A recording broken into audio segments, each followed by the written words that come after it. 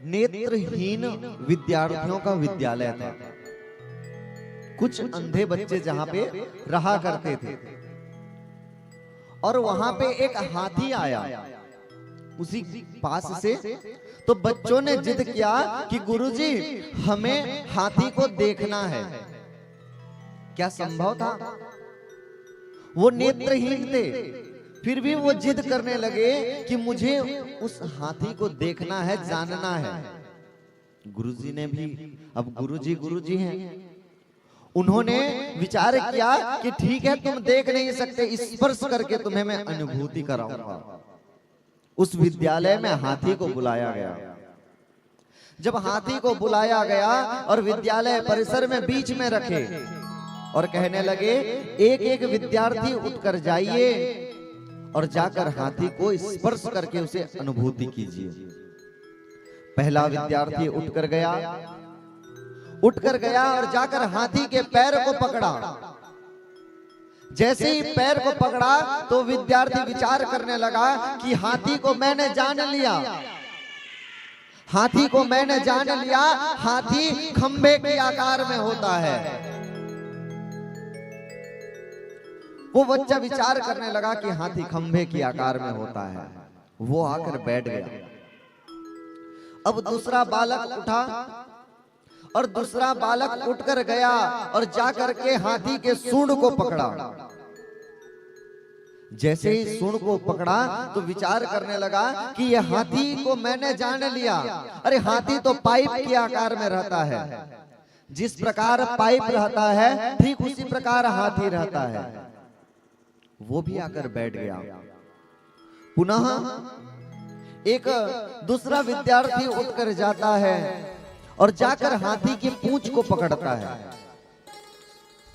जैसे ही पूंछ को पकड़ा तो उसे महसूस होने लगा कि हाथी तो झाड़ू के जैसे रहता है, हाथी झाड़ू जैसे रहता है। वो भी विचार करने लगा कि मैंने जान लिया हाथी झाड़ू जैसे रहता है। वो भी आकर बैठ गया। फिर एक बालक उठा, वो जाकर के जैसे ही देखा हाथी बैठा हुआ, हाथी के कान को जैसे ही छुआ उसे महसूस होने लगा कि हाथी तो सूपे के आकार में होता है। फिर एक बालक उठकर जाता है, कोई उसके पेट को स्पर्श करता है तो उसे पर्वताकार नजर आता है। कोई उठकर जाकर के उसके मुख को छुआ तो गुफे के आकार में नजर आया। किसी ने जाकर उसके दांत को पकड़ा तो उसे कील के समान नजर आया। अनेक प्रकार से जाकर छूकर देखे और वो छूकर आते और पुनः बैठ जाते। शाम को गुरुजी आए और गुरुजी ने सबको बिठाकर पूछा कि बताओ बच्चों, आज तुमने हाथी को स्पर्श किया, तुम्हें कैसा महसूस हुआ, कैसा रहा हाथी? पहला बच्चा जो स्पर्श किया था खड़े हो गया, गुरुजी गुरुजी गुरुजी मैंने जान लिया कि हाथी कैसा होता है, बताओ कैसा होता है? वो कहने लगा कि गुरुजी मैंने हाथी को अपने हाथों से स्पर्श किया है, हाथी खंभे के आकार में होता है। जैसे ही पहला विद्यार्थी बोला खंभे के आकार में, दूसरा वहीं खड़े होकर बोलने पड़ा, गुरुजी ये झूठ बोल रहा है, हाथी खंभे के आकार में नहीं होता, हाथी तो पाइप के समान होता है। दूसरा जैसे ही बोला पाइप के समान होता है, तीसरा खड़े होकर बोल पड़ा, गुरुजी दोनों झूठ बोल रहे हैं, हाथी तो झाड़ू के समान होता है। फिर एक विद्यार्थी खड़े होकर कहने लगा कि हाथी सूपे के समान होता है। आज सारे विद्यार्थी एक एक करके खड़े होने लगे और एक दूसरे को गलत साबित कर रहे हैं कि ये गलत है, ये गलत बोल रहा है, मैं सही बोल रहा हूं। हर किसी को लग रहा है कि सामने वाला व्यक्ति गलत बोल रहा है। लेकिन आप बताइए, क्या पहला विद्यार्थी जिसने खंभे के आकार में कहा है, क्या वो गलत है? क्या किसी ने सूपे के समान कहा है तो वो गलत है? क्या किसी ने झाड़ू के समान कहा है तो वो गलत है? नहीं, हाथी को जिसने जिस अंग को स्पर्श किया है उसने उस अंग को जाना है और उसके समान तुलना किया है। ठीक उसी प्रकार आपकी और हमारी भक्ति है। भगवान तो वो श्रीमन नारायण है, एक ही भगवान श्रीमन नारायण। जब जब इस धरा में आवश्यकता हुई है, यदा यदा ही धर्मस्य ग्लानिर्भवति भारत अभ्युत्थानमधर्मस्य तदात्मानं सृजाम्यहम्। कि जब जब इस धरा में अधर्म की वृद्धि हुई है, जब जब इस धरा में पाप बढ़ा है, धर्म घटा नहीं है, धर्म तो समरूप में है, लेकिन अधर्म जब बढ़ जाता है तो धर्म अधर्म के सामने छोटा नजर आता है। ठीक उसी प्रकार श्रीमन नारायण जब जरूरत पड़ी कि उन्हें धनुष बाण लेकर आना है तो भगवान ने रामावतार लिया है। जब उन्हें माखन चुराकर इस संसार में नटखट लीला करना था, चक्र चलाना था, तो कृष्ण कन्हैया बनकर आए हैं, नरसिंह भगवान बनकर हिरण्यकश्यपु को मारने आए हैं। जब जब आवश्यकता पड़ा है तब तब भगवान ने विविध रूप धारण किया है। जब जब आवश्यकता पड़ा तब तब भगवान में अवतार लिया। हमें आपस में लड़ना नहीं है। भगवान श्रीमन नारायण तो वही हैं जिस प्रकार वो बच्चों ने हाथी के जिस रूप को जाना, जिस अंग को स्पर्श किया है,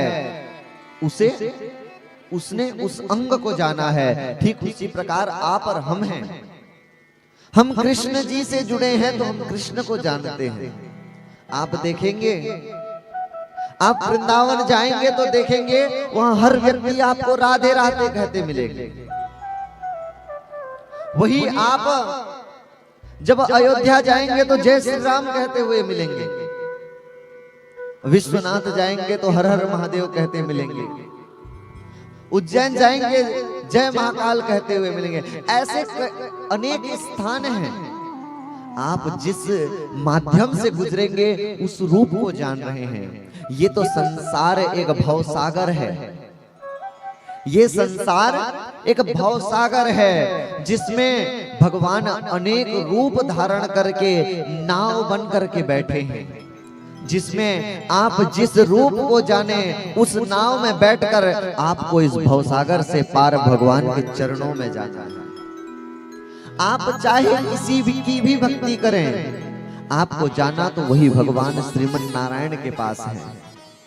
हाँ, भक्ति का मार्ग अलग हो सकता है। आप कृष्ण उपासना करेंगे तो राधा रानी का नाम जपेंगे।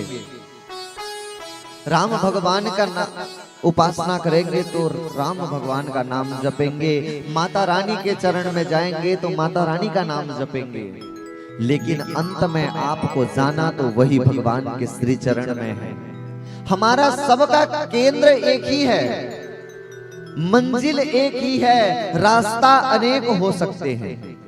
किसी भी रास्ता में भगवान के पास जाना है और आपस में लड़ना बिल्कुल भी नहीं है। और इस बात से कभी न लड़े कि राम बड़े हैं कृष्ण छोटे हैं, कृष्ण बड़े हैं राम छोटे हैं। इसमें कोई भेद नहीं है। कहा जाता है कि राम कृष्ण दो एक हैं, कि राम कृष्ण दो एक हैं, अंतर नहीं निमेष। बस इनके नयन गंभीर हैं, इनके नयन चलेश। कोई अंतर नहीं है। वो भगवान श्रीमन नारायण ही अनेक रूप में आए हैं। आपके सामने कोई कह दे कि राम बड़े हैं कृष्ण छोटे हैं, ये कैसी भक्ति हुई? हम कह रहे हैं कि राम बड़े हैं तो क्या दूसरे देव छोटे हैं? बिल्कुल नहीं, सभी अपने स्थान में हैं। आप किसी की भी भक्ति करके भगवत मार्ग में जा सकते हैं। आपसे कोई कहे तो कह देना कि मेरे लिए सारे भगवान एक हैं। अगर आपके सामने भगवान श्री कृष्ण कन्हैया, वो बंसी बजैया, रास रजैया विष्णु भगवान चतुर्भुजधारी में अगर प्रकट हो जाए तो कह देना ये भी हमारे हैं। अगर विष्णु भगवान चतुर्भुजधारी हो करके आपके सामने आ जाएं तो कहना ये भी हमारे हैं। वहीं दो हाथ लेकर के भगवान राम और कृष्ण आ जाएं तो कहना हमारे हैं। चतुर्भुजधारी विष्णु हमारे हैं तो दो भुजधारी राम कृष्ण हमारे हैं। और आधे हाथ के जगन्नाथ भगवान भी हमारे हैं और बिना हाथ के शालिग्राम भगवान भी हमारे हैं।